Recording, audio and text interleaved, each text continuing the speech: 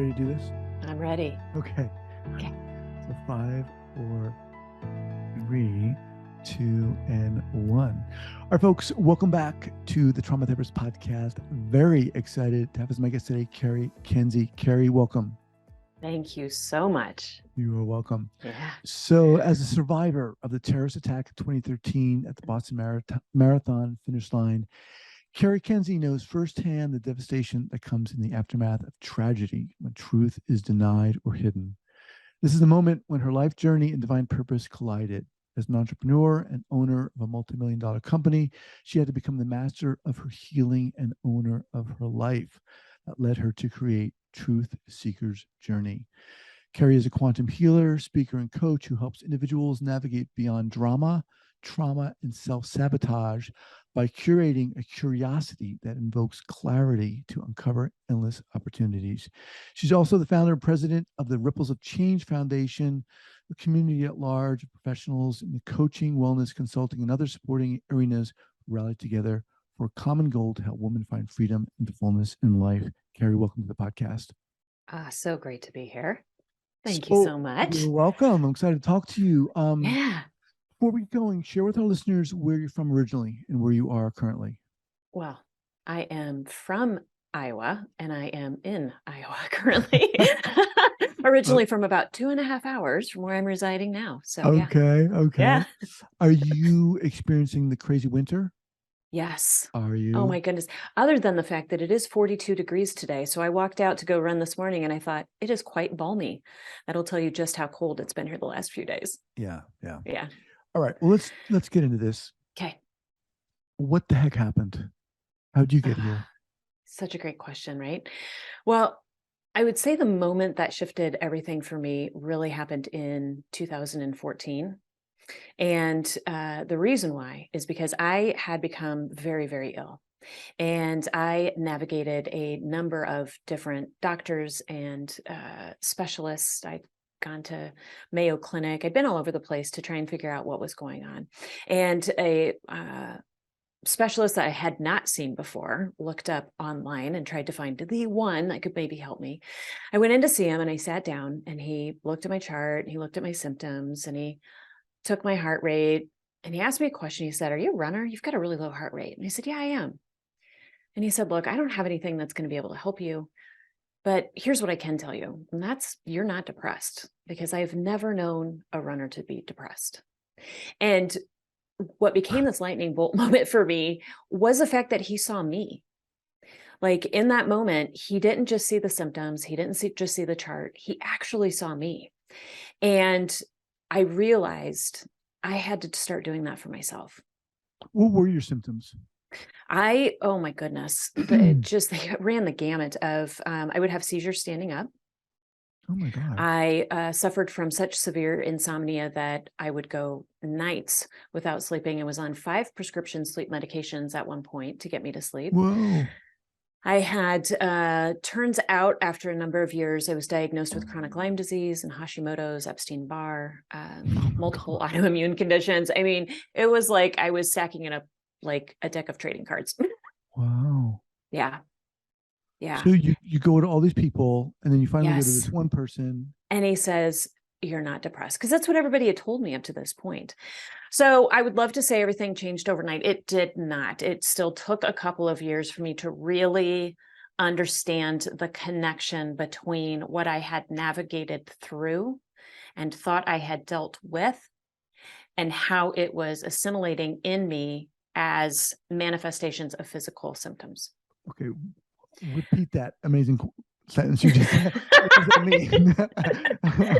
So what happened basically in 2016, I started to understand the mind-body connection. I started to understand how everything that I had navigated through, the things that I thought that I had dealt with. Right. I just this last week ran across a note that I had put in my phone in September of 2013. And it says, the last few months have been hell. And I know we go through all of these things, but here I am, I'm just putting one foot in front of the other. And I really feel like I've come to an acknowledgement or at least an understanding. And I've almost put to rest what happened in April 15th of 2013. You know what's funny about that? I wrote that note thinking that I had dealt with everything, that I'd really kind of come to the other side of it, and my health collapsed right afterwards So because I hadn't. to just give people context, Yeah. this is post So this is post Boston. So just to back marathon, up now, right? so all of this manifests, this comes to my awareness in 2014 of I have to start to see myself. I am the only one who's going to be able to heal. I am the only one who's going to be able to be my biggest advocate Mm-hmm. in moving forward. Like I have to be it. And so I started taking that trajectory. In 2016, I come to this awareness of, oh my goodness, I have to go back and address the things I've been through. And the main component, now, of course, this isn't the beginning of it, but the main moment for me was being at the finish line in 2013 when the terrorist attack happened in Boston. When you say it wasn't the main thing, what were the other Well, things? it was the thing that kind of was the culmination of all the trauma that I had experienced in life. Okay. Right. And so you find yourself in these moments. I found myself in this moment of being at the finish line, of walking away from that experience, having witnessed the things that I had witnessed, having gone through the emotions of the day that I had gone through. And I walked away as a spectator. I didn't own the opportunity to have had the experience because I wasn't Mm-hmm. injured, which Mm-hmm. is generally the first question, still to this day, is one of the first questions that comes up when people hear that I was there. Were you hurt? Were you injured? And I know it comes from a place of curiosity and potentially a place of love, but really what it Mm-hmm. comes down to, how I perceive it, and many people do, is this inability to own an experience because somebody had it worse. So just to give context around that experience, I am in the medical tent at the finish line. The initial bomb goes off. I think, wow, I did not know this is how they celebrated. Like celebration. I didn't know they let off cannons. And then just within, as fast as that thought comes through, the next thought pops because the next explosion happens. The ground shakes. Oh my The God. tent feels like it's going to come down around me, and I catch a volunteer in the eyes. And immediately we knew that bombs had been set off. Oh wow. You just intuitively knew. And so I stood up. And again, as quickly as all of this is happening, they are now starting to bring in the injured. And I look around, I see what's happening, and I said, I'm fine. I need to find my family. So I walk out of the tent. I look to my right, and there's nobody there. This is Runner's Alley. It has emptied. I look to my left where the bombings has occurred, and all I see is chaos.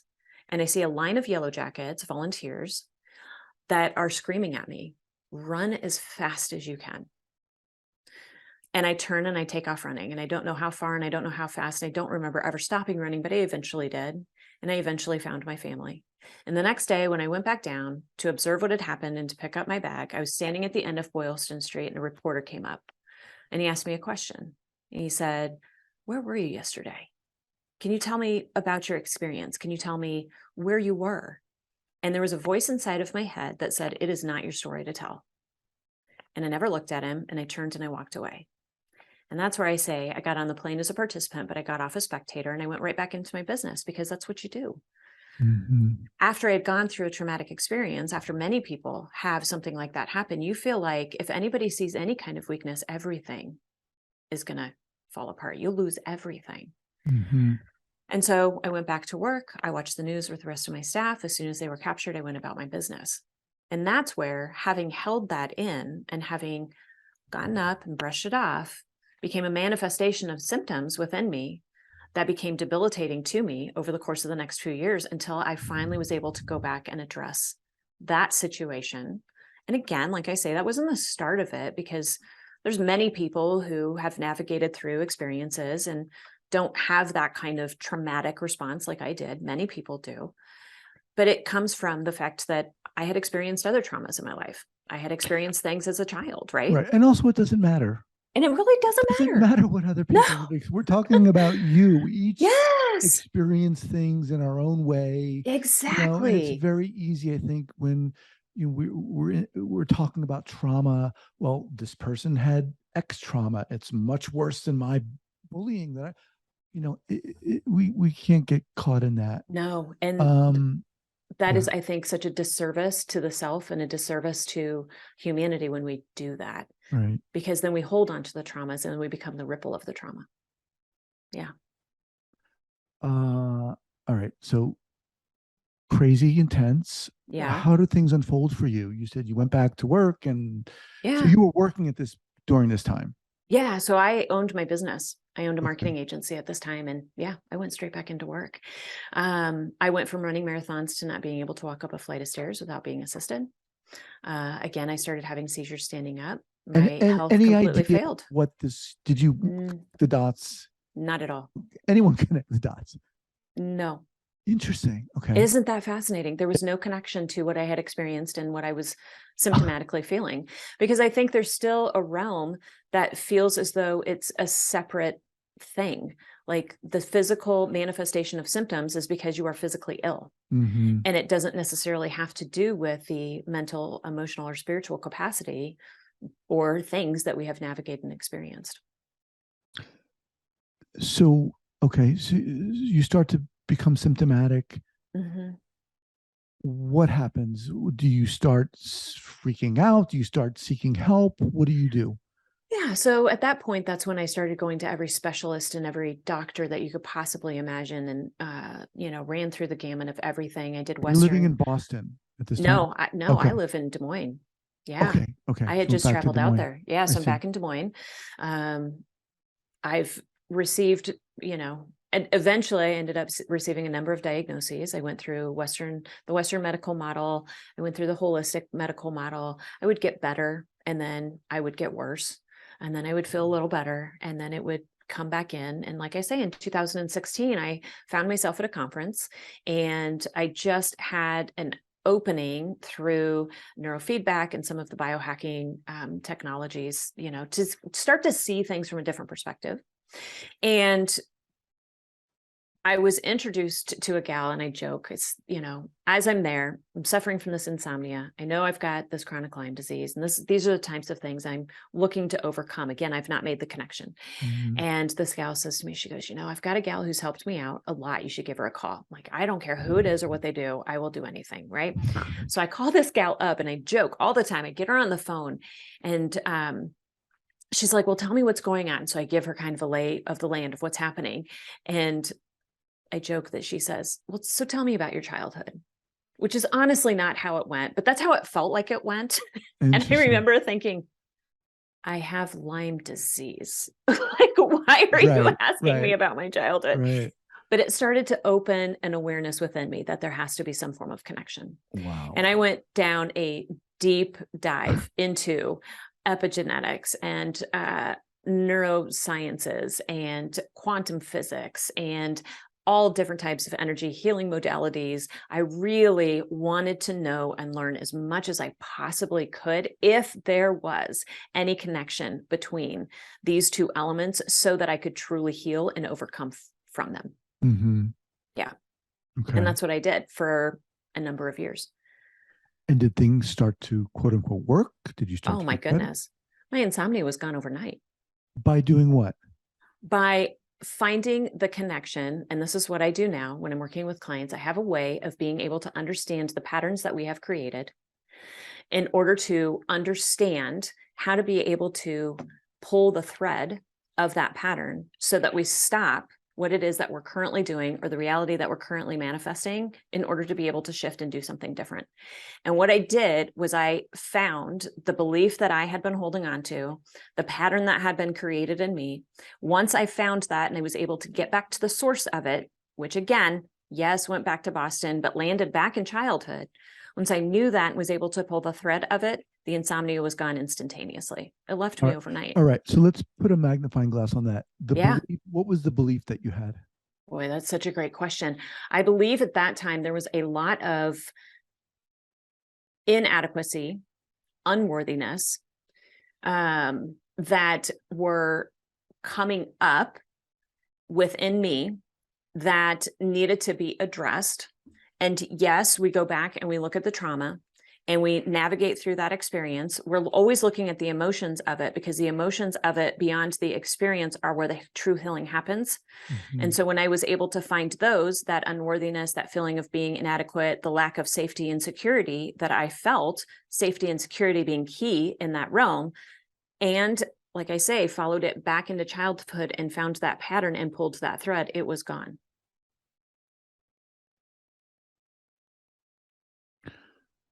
So how did, or to what degree did the experience at the marathon impact this belief system you had? Did it perpetuate it? Did it, Amplified it. it That's what I would amplified it? say. Amplified it. You know, we we come into this life to learn many, many lessons. And I believe that every experience we have is an opening to an opportunity to be able to learn something. And we will create patterns in order to be able to learn things. We see this so often in other people, and sometimes it's so much easier to see in other people. We Right. go, wow, I really wish they'd learn their lesson, Uh-huh. because then they could stop doing that, right? But we Right. never really take that and flip it around and look at ourselves. And so when we have those patterns and when we do not address them in the way they need to, then what happens is it becomes amplified. And all of a sudden, that little inkling becomes the 2x4.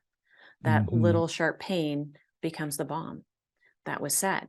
And so, what I say when I'm giving my keynote speeches is that my experience is an extreme experience, but is an extreme example of everyday occurrences. We all have these little things, these little bombs that go off in our daily lives. Right. Now, we can either address them, look at them, find the pattern to be able to release them, or we can pack it up and put it aside and think, I think I've dealt with that, or I will address it later. Drink it And away and eat it yeah, away. eat all the things that we do in order to be able to distract and mask. Mm-hmm. But eventually, it will come forward and it will grab your attention in a way that you may not be ready for. You might not be prepared for. I know I wasn't, but I will also say it was the best thing that ever happened to me. Very interesting. I mean, it almost seems like, and I don't want to mitigate your experience, but you were a professional person. You seemed Mm, had your own business, yep. um, getting doing the right thing and getting the help you need, and um, just on and on and on. These people, a lot of people just weren't able to connect those dots. And that one person asked you that one question, what was your childhood like? And it just like Yeah. resonated with you. It just resonated. Yeah. And I think it was the combination of the two comments. It was the, what was your childhood like? And it was, I've never known a runner to be depressed. Because Mm, at the end of the day, it all comes back to the self. It all comes back to pulling away the layers of everything that we have been taught, of all the experiences that we have had, of the trauma, the drama, whatever you want to call it, that has been endured over a lifetime in order to get to the truest form of self, so that we can truly honor who it is that we are. We can step fully into our purpose and we can move forward in the wholest way, the most fulfilled way that we possibly can. But again, it comes into like truly being able to see yourself in those situations in order to be able to heal from them. so you, you started getting better, quote unquote. Yeah. Yeah. Talk about that journey, and how, when you got to the point of, you know what, I want to do this. I want to help people in this way. Talk about Yeah. that. Yeah. Um, so like I say, I took a deep dive from about 2016 up until 2019, actually, all the way through 2019. In the beginning of 2019, I actually received a message from a peer who offered to purchase my business. And intuitively, I just felt like it was the right thing to do. I did it, and it was the best decision I ever made. And it opens the opportunity for me to be able to do other things. So there was that opportunity that showed itself to me. But as I continued to go through my own healing journey, as I continued to be able to heal myself physically and mentally, I was able to shift the perspective of how I saw the world. And Mm-hmm. it opened in me a compassion and a deep love, an ability to be able to see the world through the lens of a deeper truth, so that the judgments and the biases were all set aside. And when I started to see that in myself and was able to experience that healing, I was then also able to see it within my children. And So then, hang on a go second. ahead. So, Yeah. okay, biases, and what do you, be specific? What do you mean of these biases you had? So often we're always looking at the world through the lens of our own trauma. That's how we look at the world. And when we start to release and clear that trauma, you have the ability to be able to see the world from a higher truth. You have the ability to be able to see people without the judgment, but to see them for truly who they are, to be able to understand that they are also navigating through experiences, Mhm. to know that and to not get caught in it. So the experience that somebody else is having doesn't have to be my experience. I have an awareness to be able to observe it, also to know if I have part of it and if I don't. So I have an ability to be completely unbiased in situations. It's also what has granted me the ability to be the amazing healer that I have the opportunity to be in order to see the patterns, because the traumas have been healed. I'm not seeing life through that lens, and I have the ability to have an incredible compassion for things that other people have been through. There's no judgment. There's just love. Right, right. Okay. I appreciate you articulating that. So Yeah. you got to a point where what? I want to start working with Yeah. people in this So way, and I healed.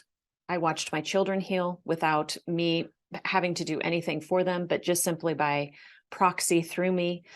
And then when I saw how everything that I was doing not only had the ability to be able to shift me, but it also had the ability to shift generations, I thought, this is something that needs to be done.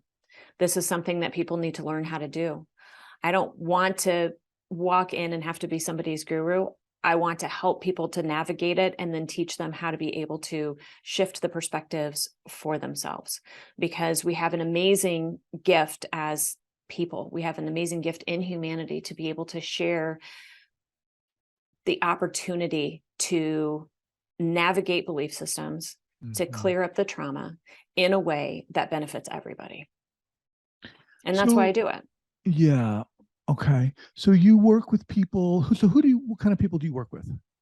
I I work with I work with entrepreneurs. I work with world leaders. I work with those who are looking to make movement, shifts, changes in the world, and who have navigated through potentially some form of experience or trauma that seems to be getting in the way of their ability to be able to see the path forward, to know the fullness of the mission that it is that they're wanting to bring into the world. Mhm. Um, and to release the self-sabotaging behavior that tends to get us caught on that hamster wheel as well. So those are the individuals that I personally work with. And again, it's people who have navigated through some form of trauma, people who have just had a hard time. Really, trauma is just anything that's shaken the confidence in any way, where you feel like you've lost a little bit of trust for yourself, in order to be able to push everything forward. So can you give us an example of how you work with someone? I mean, obviously Yeah, maintaining yeah, confidentiality, of but course. someone has come to you and they're like, "What? Well, Help." could be a number of different things. Sometimes people come and they know that the trauma that they've been through, and they're like, look, I've experienced this thing and I need to understand it because I feel like it's getting in my way. Okay, perfect. So the first questions that I ask are really kind of around the experience, but not just the experience, that single source situation that they're experiencing, but also to what else is happening in life, right? Because it's going to show up everywhere. And I want to be able to see the pattern or the thread. Mm, And then we look at the emotions. So what is that bringing forward in you? How are you feeling around that situation? And maybe where has that emotion shown up before? And we start to follow that back. And through a form of curiosity that I help people understand, we have the ability to get back to the source. Once we get back to this is where it started, generally in childhood. mhm. This is where it So started. how was your childhood? What was your Right, childhood like? exactly, right. We don't start there. That's generally where we end up. We pull the thread. All we Mm, need to do is we need to understand, why has this pattern been created, right. so that we can teach the subconscious, we can teach the mind something a little bit different. Okay, well, if that's what you believed, what is it that you would like to believe now? And Mhm. it's really just finding that sweet spot of the theta brainwave, because if that's how we were programmed as children, then that's how we deprogram as adults. Mm. Oh boy, this is good stuff, man. I'm just like thinking about all my programming, childhood programming that's Right. jacked me up. Oh, Um, goodness. you have this, I don't want to say way about you, but this sense about you, this vibe about you that you've really not just taken what's happened to you, but uh, you've taken the experiences that have happened to you and have been able to seemingly use that to engage with others in a very Yeah. positive way. Yeah. Yeah. Well, I think this has always been my path, this ability to be able to find those source solutions, Really? to be, yeah. Even in the business that I own, it was a marketing agency. And that's what I Hmm. did, when I was working with clients. So it's always kind Hmm. of been in the nature to find that Hmm. source. And now to be able to find it and to bring the clarity forward. I mean, it's such an amazing gift. And even for me to be able to look back at Boston the way that I do, and there's still elements that pop up now and then. I would not say that I am a master of the life. I'm just constantly in mastery, Hmm. right? So I am constantly working and I'm constantly perceiving and looking at things in a different way. And I think the mastery that we want is really just in the awareness that we create so that we have the opportunity to be able to shift. Hmm. And that's the gift. That's the gift that was given through that experience. And that's the gift that I want to have the opportunity to be able to give other people as they navigate through their own journeys. The gift is what? Be able to see. Is an awareness and a Mm, curiosity. To have an awareness, to be able to see things beyond the situation that you're currently in, right. and then to bring an element of curiosity into it that allows you to be able to navigate the mind maze, Hmm. to understand where that limitation is coming from. How, for our listeners here, how would you Yeah. say this is uh, different than number one, therapy, and number Okay. two, the Western medical model? Oh boy. That's such a great question. I was just talking about this earlier today, Oh, actually. So, of course I was. Um, the difference between what I do, I'll start with what I do and the Western medical model, is that in the realm of quantum healing, what we are looking at is we are looking at the entirety of the being. So hmm. we are looking at the physical, the emotional, the spiritual aspect of that individual. And instead of looking at it as a source solution or a symptom solution, we're looking to get to the source. Hmm. And through that, we're looking at consciousness. We're looking at the energy in order to be able to understand that so that we can truly shift that. And then we can penetrate from the mental, emotional, and spiritual down into the physical. So that would be one major way I'd say that this differentiates from the Western medical model, because the Western medical model is looking at the physical being, Right. and that's it. That's what I experienced.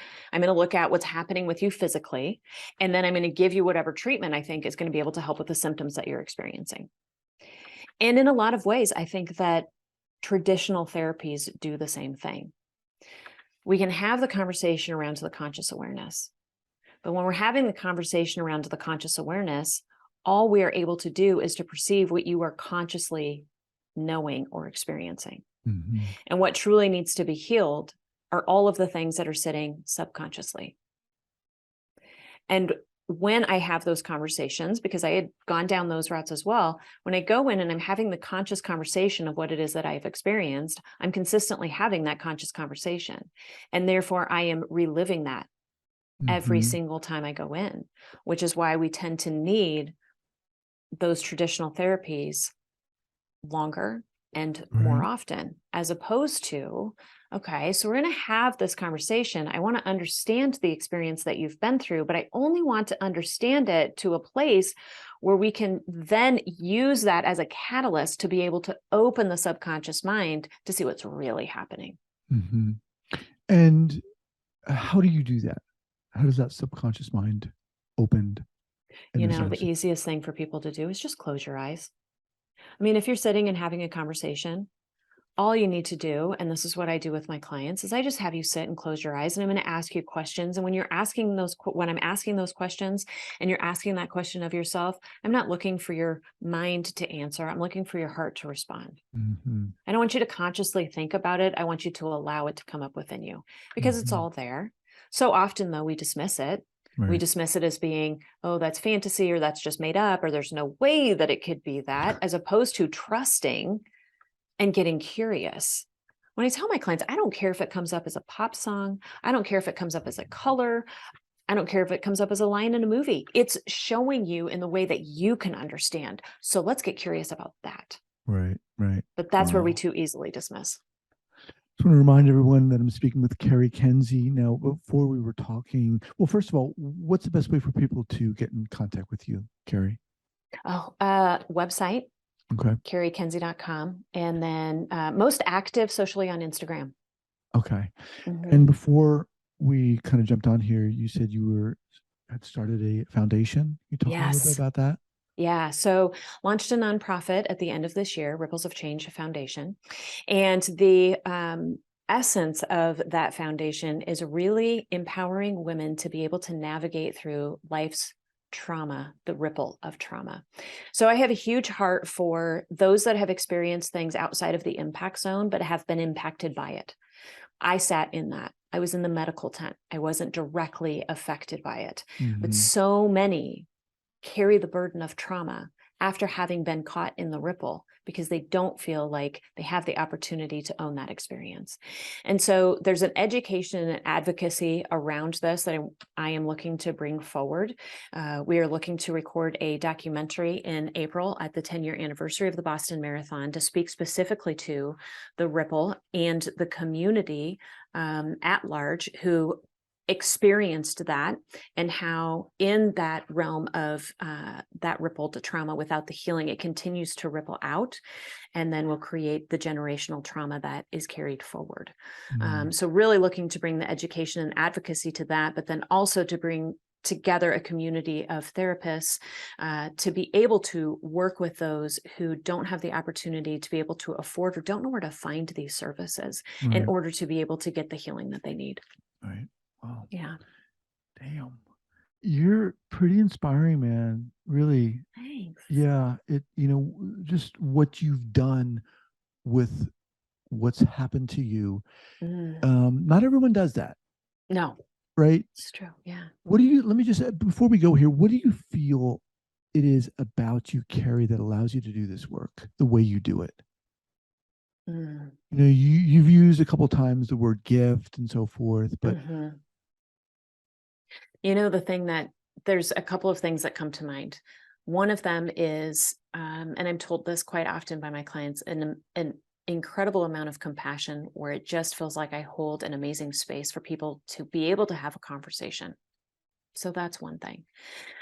Second to that, I would say specifically from a trauma healing standpoint, I am relentless about healing my own stuff, right? This is not only a career for me, it is a passion for me, but it is also something I live on a daily basis. And I feel as though that if you're going to step into this realm to be able to navigate and help other people shift and really be able to heal from their own trauma, you have to do the work. Right. Because when you do that, then you have the ability to have a curiosity without judgment. You have an ability to be open yourself intuitively to really be able to see and have an awareness of what's going on for another individual. And those are the key components for me, I would say. Awesome. Yeah. Cari, love to have you back as we get into the new year. And just thank you so much for being here. I appreciate you. Thanks so much. All right. Take care. Okay.